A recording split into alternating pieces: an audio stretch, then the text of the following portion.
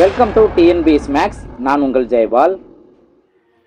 Batch மாணவர்கள் அனைவருக்கும் வணக்கம். Very good morning to all. ஜென்ரலாக பேசிக்கான மேக்ஸ் நம்ம பார்த்துருந்தோம். இப்போ இதே ரூலவே, இதே பேசிக் ரூலவே யூஸ் பண்ணி ஸ்கூல் புக்கில் எப்படி இந்த ரூலை நம்ம அப்ளை பண்ணணும், சின்ன சின்ன வேர்டில் சேஞ்சஸ் கொடுத்துருப்பாங்க. அப்போ நம்ம இந்த மாதிரி சின்ன சின்ன வேர்ட்ஸை நம்ம பார்க்கும்போது தான் ஒரு கொஸ்டின் சென்டென்ஸில் இருந்துச்சு அப்படின்னா அந்த கொஸ்டினை எப்படி நம்ம அண்டர்ஸ்டாண்ட் பண்ணுறது அப்படிங்கிறத பார்த்துக்கலாம்.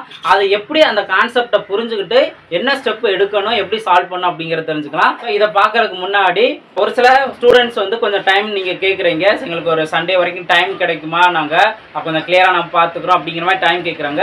பேசிக்கு ஒரு 2 days 3 days வரைக்கும் நான் டைம் கொடுக்குறேன். அதுக்குள்ள உங்களுக்கு ஜாயின் பண்ண விருப்பம் உள்ளவங்க ஜாயின் பண்ணிக்கோங்க. ஏன்னா நிறைய ஸ்டூடெண்ட்ஸ்க்கு இது ரீச் ஆகுது அப்படின்னா கண்டிப்பாக உங்களுக்கு ரொம்பவே யூஸ்ஃபுல்லாக இருக்கும். இது சரியான ஒரு நேரம், ஃப்ரீ மைண்டாக மேக்ஸ் லேர்ன் பண்ணுறதுக்கு யூஸ்ஃபுல்லாக இருக்கும். ஓகேவா? ரைட். ஸோ அதனால இந்த ஒரு டூ டேஸில் பேசிக்ஸ் நான் கிளாஸ் கொடுப்பேன். அது உங்களாட்டி முடிஞ்ச அளவுக்கு ஜாயின் பண்ணுங்க, அது உங்களுக்கு நல்லது. அதுக்கப்புறம் நான் கிளாஸஸ், டாபிக் வைஸ் கிளாஸஸ் நான் போயிடுவேன். அதே போல் இந்த ஒரு 2 days 3 days ரொம்ப பேசிக் போகும் தான், சின்ன சின்ன ட்ரிக்ஸ் நான் சொல்லுவேன். பேசிக்காக நம்ம லேர்ன் பண்ண வேண்டிய ட்ரிக்ஸ்லாம் நான் சொல்லுவேன். ஸோ அதை கொஞ்சம் நீங்கள் ஸ்லோவாக வேணா, பேட்ச் ஸ்லோவாக போகுது அப்படின்னு நீங்கள் நினைக்கணும்னா நான் இந்த 2 days 3 days மட்டும்தான் நான் கொஞ்சம் வெயிட் பண்ணுவேன். அடுத்து நம்ம டாபிக் நம்ம ஸ்டார்ட் பண்ணிட்டோம் அப்படின்னா நம்மளுக்கு அதிகமான டைம் தேவைப்படும். தொடர்ந்து நம்ம ப்ராக்டிஸ் பண்ணிக்கிட்டே இருக்க மாதிரி இருக்கும். ஸோ அதனால எந்த அளவுக்கு நீங்கள் ரிலாக்ஸ் ஆகிக்க முடியுமோ அந்த அளவுக்கு நீங்கள் ரிலாக்ஸ் ஆகிக்கிங்க. அடுத்து நம்ம தொடர்ந்து ப்ராக்டிஸ் பண்ணுவோம். ஓகேங்களா? ஸோ இப்போ நம்ம என்ன ஸ்கூல் புக்கில் என்ன மாதிரி சம்ஸ் கேட்டிருக்காங்க அப்படிங்கிறத நம்ம பார்க்கலாம். இந்த கொஸ்டின் கவனிங்க.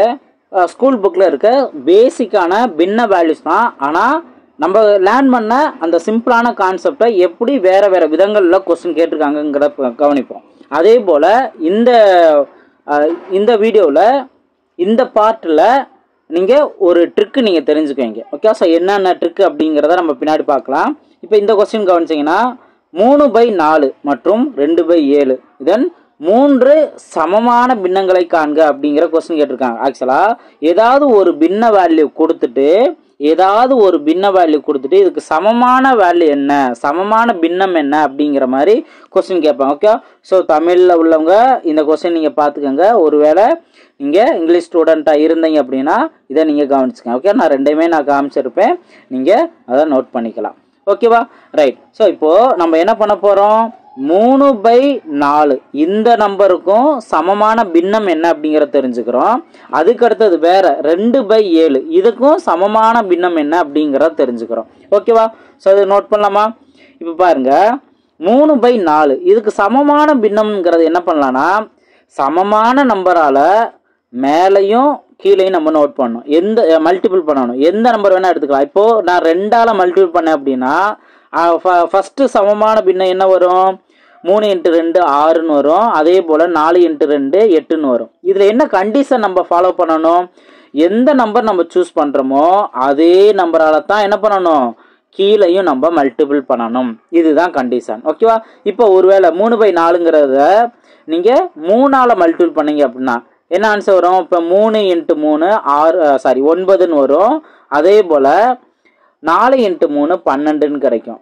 அப்போது 3/4க்கு சமமான பின்னம் ஃபஸ்ட்டு பின்னம் என்ன நோட் பண்ணோம், 6/8 நோட் பண்ணோம்.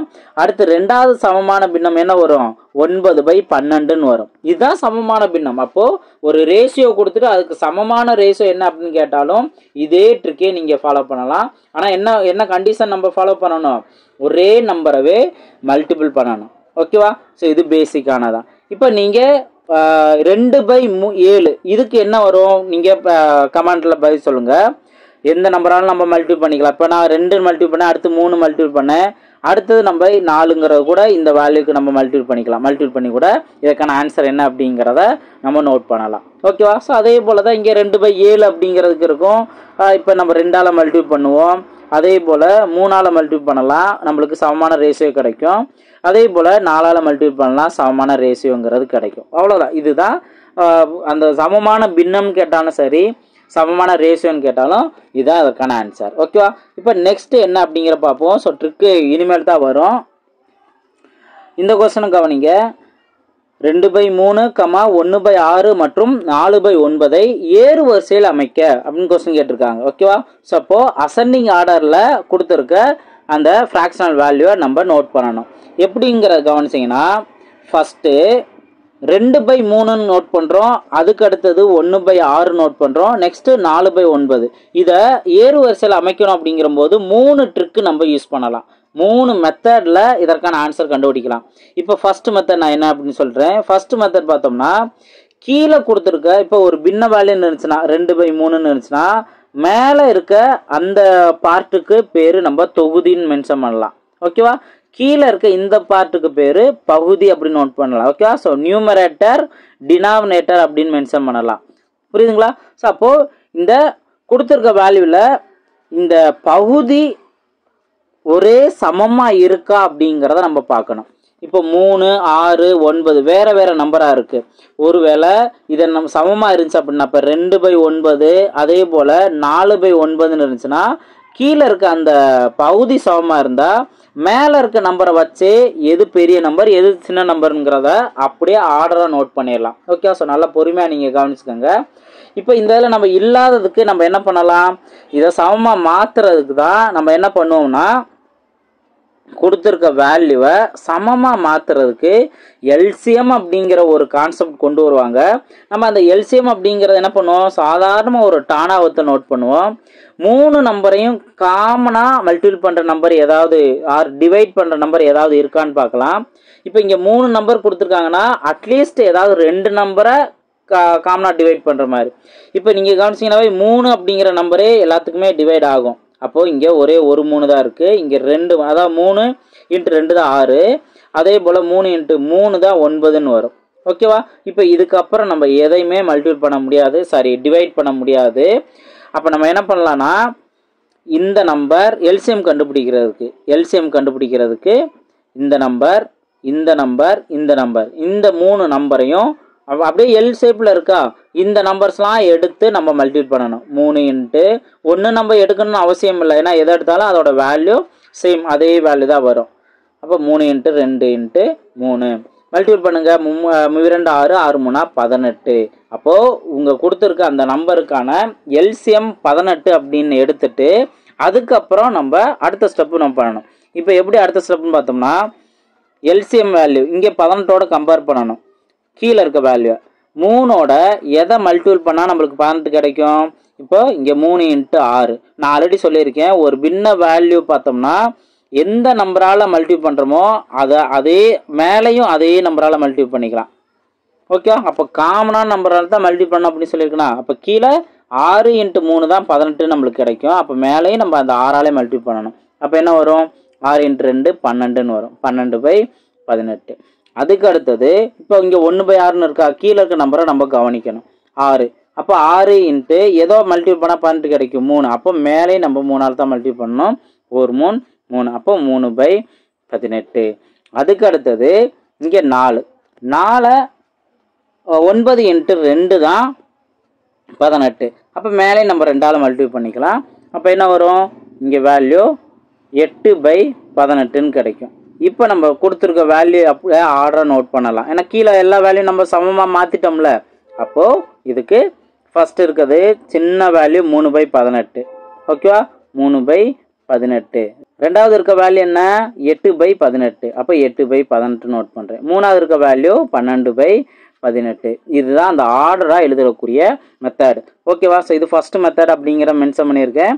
இப்போது நீங்கள் என்ன கவனிக்கணும் அப்படின்னா ஆப்ஷனில் இவங்க மென்ஷன் பண்ணியிருக்க மாதிரி தான் ஆப்ஷனில் இருக்கும். அப்போ நம்ம என்ன பண்ணோம், 3/8ங்கிறது எதோட வேல்யூக்கு வந்தது, 1/6 அப்படிங்கிற வேல்யூக்கு தான் வந்தது. ஓகே? அப்போ 1/6 அப்படிங்கிறது தான் ஃபஸ்ட் நம்பர். அதுக்கு அடுத்தது 8/18 அப்படிங்கிறது அவங்க கொடுத்துருக்க நம்பரில் 4/9க்கு தான் உங்களுக்கு 8/18ன்னு கிடச்சி. அப்போ 4/9 ரெண்டாவது.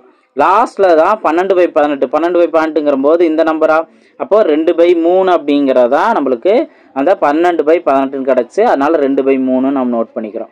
இதுதான் அவங்க கேட்டிருக்கிறதுல நம்ம ஏறு வயசில் அமைச்சிருக்கோம். ஓகேவா? ஸோ இது எல்சிஎம் கான்செப்டில் நம்ம சால்வ் பண்ணுறோம். இது ஃபஸ்ட்டு மெத்தட். ஓகேவா? இப்போ ரெண்டாவது மெத்தட், இதுதான் ட்ரிக்கு. நீங்கள் தெரிஞ்சுக்கோங்க, போக ட்ரிக்குன்னு சொன்னிருந்தானா. ஸோ இதில் ட்ரிக்கு தெரிஞ்சுக்கோங்க. என்ன ட்ரிக்குன்னு பார்த்தீங்கன்னா கொடுத்துருக்க நம்பர் நோட் பண்ணுறோம். 2/3, அடுத்து 1/6, அதுக்கு அடுத்தது 4/9. இப்போது ஃபஸ்ட்டு 2 பின்னத்தை எடுத்துக்கிறோம். என்ன, 2/3 1/6. அப்படியே கிராஸ் மல்டிபிள் பண்ணுங்கள். இப்போ 6ஐயும் 2ஐயும் மல்டிபிள் பண்ணால் நம்மளுக்கு 12ன்னு கிடைக்கும். ஓகேவா? அடுத்து 3ஐயும் 1ஐயும் மல்டிபிள் பண்ணால் 3 அப்படிங்கிறதான் கிடைக்கும். அப்போ இதில் இருந்து மேலே இருக்க நம்பரை கவனிங்க. ஸோ சிம்பிளான ட்ரிக் தான், அழகாக டைம் சேவ் பண்ணி ஆன்சர் கண்டுபிடிச்சிடலாம்.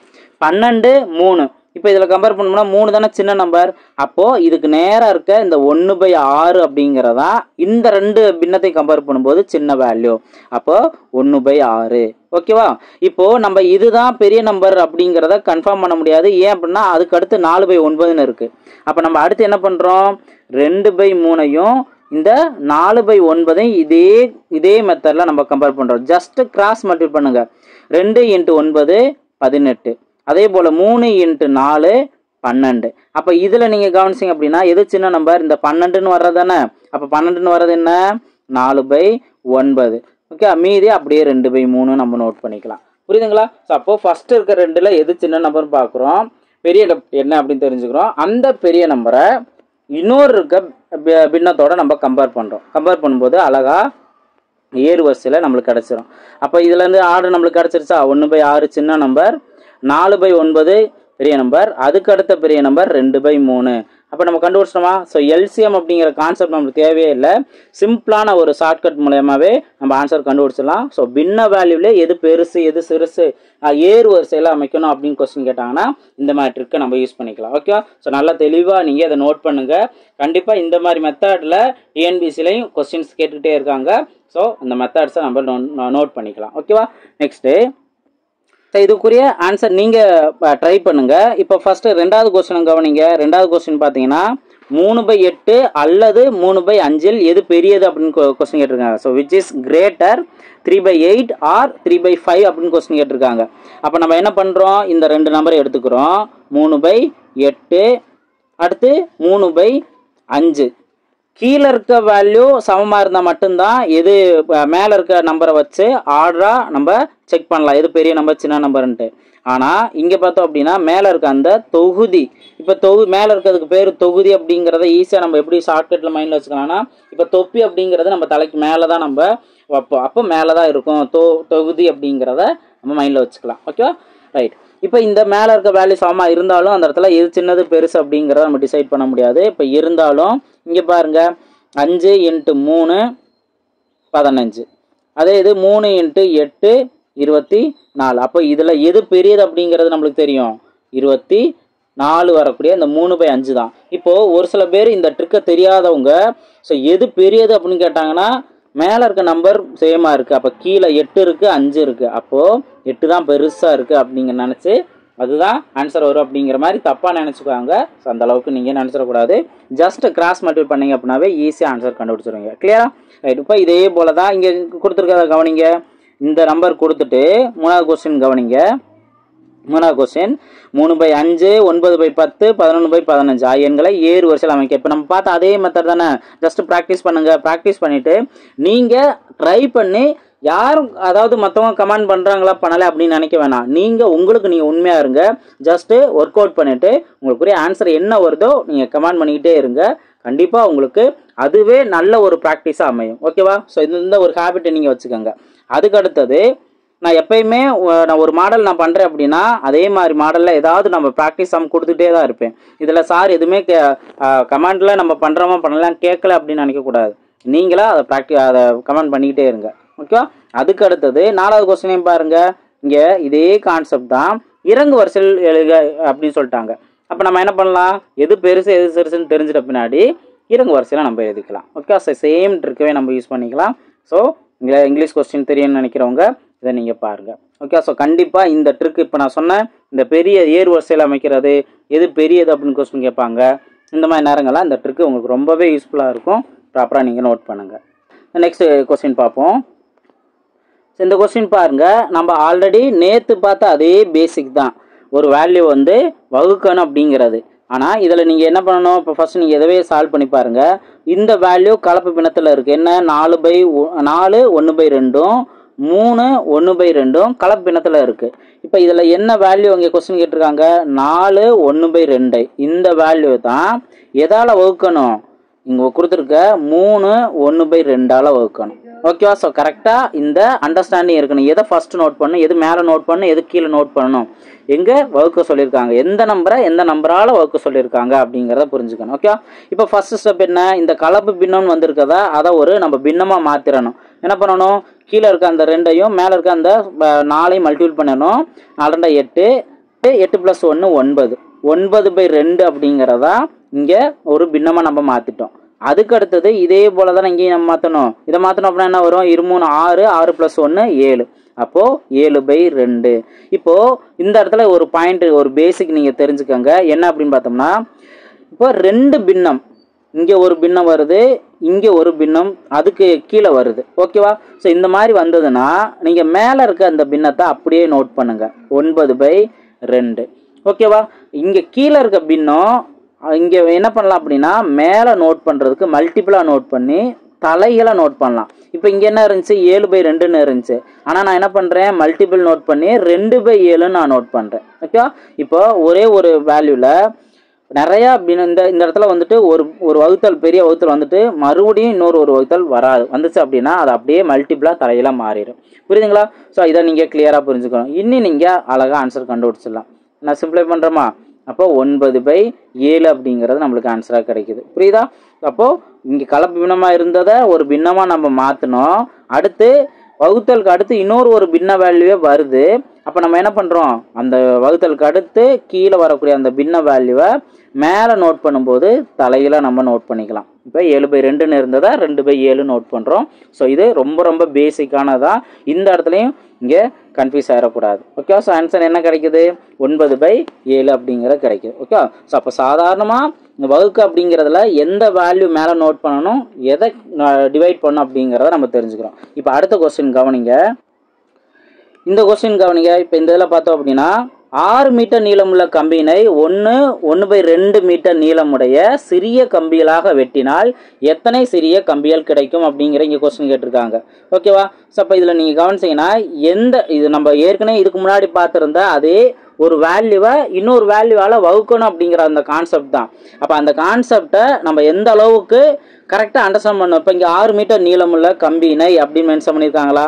ஸோ அப்போ இந்த வேல்யூ தான் மேலே நோட் பண்ணும். இதை எதால் வகுக்க சொல்லியிருக்காங்க, 1/2 மீட்டர், 1/2 மீட்டர் நீளமுள்ள சிறிய கம்பிகளாக வெட்டினால் அப்படின்னா இங்கே இந்த பார்ட்டை தான் இங்கே டிவைடில் நோட் பண்ணணும் அப்படிங்கிறத புரிஞ்சுக்கணும். இப்போ நான் இந்த கொஸ்டின் எதுக்கு எடுத்துகிட்டு வந்திருக்கேன்னா, நீங்கள் ஒரு சென்டென்ஸ் மாதிரி இருக்க ஒரு கொஸ்டினை எப்படி நம்ம சால்வ் பண்ணுறதுக்கு நம்ம இங்கே டிவிஷன் நோட் பண்ணணுமா, மல்டிபிள் நோட் பண்ணணுமா, இதெல்லாம் நீங்கள் புரிஞ்சுக்கணும். ஓகே, ஸோ அதுக்காக வேண்டி தான் இந்த கொஸ்டின் நான் நோட் பண்ணியிருக்கேன். இப்போ இதில் ஆட்டோமேட்டிக்காக நம்ம என்ன பண்ணுவோம், ஃபஸ்ட்டு மேலே இருக்க நம்பர் முழு நம்பர்னால அப்படியே நோட் பண்ணிடுறோம். ஆனால் கீழே இருக்க நம்பர் என்ன, இது ஒரு கலப்பு பின்னத்தில் இருக்கிறத பின்னமாக மாற்றணும். அப்போ 1 × 2 2, 2 + 1 3, அப்போ 3/2. இப்போ ஒரு பின்னம் மெயினான ஒரு வகுத்தல் வந்துருச்சு. ஆனால் அதுக்கு கீழே இன்னொரு பின்ன வேல்யூ வந்துருச்சு. அப்போ அகை நம்ம என்ன பண்ணுறோம், இந்த 6ங்கிற நம்பர் நோட் பண்ணிவிட்டு வகுத்தலுக்கு பதிலாக மல்டிபிள் நோட் பண்ணி இந்த வேல்யூ நம்ம தலையில நோட் பண்ணுறோம். 3/2ங்கிற பதிலாக 2/3 நம்ம நோட் பண்ணுறோம். இப்போது இங்கே இந்த இடத்துல வந்துட்டு மல்டிபிள் 6, இந்த வேல்யூ இந்த 3 அடிபடும் தானே. இப்போ 1 3 3, 2 3 6. ஓகே, இப்போ நம்ம மீதி இருக்க நம்பர் மல்டிபிள் பண்ணிட்டாவே வேலை முடிஞ்சு. 2 × 2 தானே மிச்சம் இருக்குது, 2 × 2, அப்போ என்ன வரும், 4 தான் அதற்கான ஆன்சர். புரியுதுங்களா? ஸோ அப்போ எத்தனை சிறிய கம்பிகள் கிடைக்கும் அப்படின்னு கேட்டாங்கன்னா 4 மீட்டர் சிறிய கம்பிகள் கிடைக்கும் அப்படிங்கிறத நம்ம சொல்லிடணும். அந்த யூனிட்னா கரெக்டாக அந்த இடத்துல தெளிவாக நோட் பண்ணிடணும். புரியுதுங்களா? ஸோ ரொம்ப சிம்பிளானதான். இருந்தாலும் ஒரு சென்டென்ஸில் கொடுக்குறாங்க அப்படின்னா அதை நம்ம எப்போ ஒரு ஈக்குவேஷன் மாதிரி நம்ம ஃப்ரேம் பண்ண கற்றுக்குறோமோ அப்போ தான் நம்ம மேக்ஸ் நல்லா தெளிவாக டவுட் இல்லாமல் எந்த மாதிரி சென்டென்ஸ் கொஸ்டின் கேட்டாலும் ஈஸியாக நம்ம சால்வ் பண்ண முடியும். ஓகேவா? ரைட், நெக்ஸ்ட் கொஸ்டின் பார்ப்போம். ஸோ இந்த கான்செப்டில் உங்களோட ப்ராக்டிஸ் சம்முக்கு இந்த 3வது கொஸ்டினை உங்களோட ப்ராக்டிஸ் சம் வச்சுக்கோங்க. ஓகே, ஸோ இந்த கொஸ்டினுக்கான ஆன்சர் இப்போ நீங்கள் பண்ணலாம். ஓகே, ஆக்சுவலாக உங்களுக்கு நான் இது எத்தனாவது ப்ராக்டிஸ் சம் சொல்கிறேன், 2வது ப்ராக்டிஸ் சம்மாக. ஸோ நீங்கள் கமெண்ட் செக்ஷனில் இந்த 2 அப்படின்னு நோட் பண்ணியே இதற்கான ஆன்சர் என்ன அப்படிங்கிறத நீங்கள் கமெண்ட் செக்ஷனில் பதிவு பண்ணலாம். ஓகேவா? ஸோ இந்த கொஸ்டின் தான் உங்களுக்கான ப்ராக்டிஸ் சம். எந்த வேல்யூவை 8 1/2 இதால் டிவைட் பண்ணுறோம், 4 1/4 டிவைட் பண்ணணும். ஓகே, டிவைட் பண்ணி என்ன ஆன்சர் வருதுங்கிறத நோட் பண்ணலாம். இந்த கொஸ்டின் கவனிங்க. ஃபஸ்ட்டு கொஸ்டினை கவனிங்க. 125/200 எளிய வடிவம் என்ன அப்படின்னு கொஸ்டின் கேட்டிருப்பாங்க. ஓகே, ஸோ இங்கே simplest form of 125 divided by 200 அப்படின்னு கொஸ்டின் கேட்டிருப்பாங்க. அது என்ன எளிய வடிவம் அப்படின்னு கேட்குறாங்கல்ல. அப்போ நம்ம என்ன பண்ணணும் அப்படின்னா, அவங்க கொடுத்துருக்க பின்னம் 125/200 அப்படிங்கிறது காமனாக எந்த நம்பரால் டிவைட் ஆகும், மேலும் மேலும் நம்ம சின்ன சின்ன நம்பராக குறைச்சிட்டே வரணும். அது காமனாக எந்த நம்பராலையும் டிவைட் ஆகாது அப்படிங்கிற ஸ்டேஜ் வரைக்கும் நம்ம டிவைட் பண்ணணும். ஓகேவா? இப்போ இங்கே 125/200ன்னு இருக்குது. நம்மளுக்கு பார்த்த உடனே தெரியும் மேலே இருக்க நம்பரும் 5ஆல் டிவைட் ஆகும். அதே போல் அதே 5ஆல் 200 டிவைட் ஆகும். டிவைட் பண்ணோம்னா என்ன வரும்? இங்கே 125 இருக்குது. 125. இப்போ இங்கே ஃபஸ்ட்டு 12 நம்ம எடுத்துக்கிறோம். 12ல் பார்த்தோம் அப்படின்னா 2 டைம்ஸ் வரும். எத்தனை? 2 டைம்ஸ் 2 × 5 10ன்னு வரும். பேலன்ஸ் என்ன இருக்குது? 2. அப்போ 25 அடுத்த நம்பரை சேர்த்துக்கோமா? 25. 25னா 5 × 5 25 டிவைடட் பை இந்த வேல்யூ நம்ம 5ஆல் டிவைட் பண்ணலாம். 20ன்னு பார்த்துட்டோம் அப்படின்னா 4 5 20. அப்போ 4. இந்த ஒரு 0 அப்படியே இருக்குது. அதை அங்கே அப்படியே நோட் பண்ணிட வேண்டியதான். 25/80. இப்போ இதில் கவனிச்சிங்க அப்படின்னாலும் இதுலையும் நம்ம என்ன பண்ணலாம்? 5ஆல் டிவைட் பண்ணலாம். அப்போ 5ஆல் டிவைட் பண்ணும்போது இங்கே என்ன வரும்? இந்த வேல்யூ நான் 5ஆல் டிவைட் பண்ணுறேன், இந்த வேல்யூ நான் 5ஆல் டிவைட் பண்ணுறேன். அப்போ 5ஆல் டிவைட் பண்ணும்போது நமக்கு என்ன கிடைக்கும்? 5 25 டிவைட் பை 8 5 40. இப்போ இதுக்கு மேலே இதை டிவைட் பண்ண முடியாது. ஓகேவா? ஸோ இதுக்கு மேலே காமனாக ஒரு 2ஆலையோ 3ஆலையோ 1ஆல எல்லா நம்பருமே டிவைட் ஆகும் காமனாக. ஆனால் அதை தவிர்த்து மற்ற நம்பரால். இதைத்தான் எளிய வடிவம் அப்படின்னு சொல்லலாம். ஓகே? அப்போது 125/200ஓட எளிய வடிவம் என்ன? 5/8. இதுதான் எளிய வடிவம். ஸோ இந்த மாதிரி மெத்தட் இன்னுமே கொஸ்டின் கேட்டுக்கிட்டே இருக்காங்க. ஸோ அதனால் இதை நல்லா ப்ராக்டிஸ் பண்ணிக்கோங்க. ஓகேவா? இப்போ இதுக்கு அடுத்தது இந்த கான்செப்டை புரிஞ்சிட்டோம் அப்படின்னா 2வது கொஸ்டின் உங்களுக்கு கிளியராக புரியும். என்ன அப்படின்னா, பின்வருவற்றுள் எது 8/12 சமமான பின்னம் அல்ல அப்படின்னு கொஸ்டின் கேட்டிருக்காங்க. ஓகே? ஸோ 2வது கொஸ்டின் கவனிங்க. Which of the following is not an equivalent fraction of 8/12 அப்படின்னு கொஸ்டின் கேட்டிருக்காங்க. அப்போ இந்த வேல்யூ எப்படி நம்ம கண்டுபிடிக்கலாம்? இதே சேம் ட்ரிக்கை யூஸ் பண்ணியே நம்ம ஆன்சர் கண்டுபிடிக்கலாம். என்ன வேல்யூங்கிறத பாருங்க. இப்போ 8/12 கொடுத்துருக்காங்க. ஸோ 8/12 அப்படியே நோட் பண்ணிட்டேன். கொடுத்துருக்க ஆப்ஷன்லாம் கவனிச்சிங்கன்னா இந்த 8/12 விட சின்ன நம்பரும் இருக்கு, பெரிய நம்பரும் இருக்கு. ஓகேவா?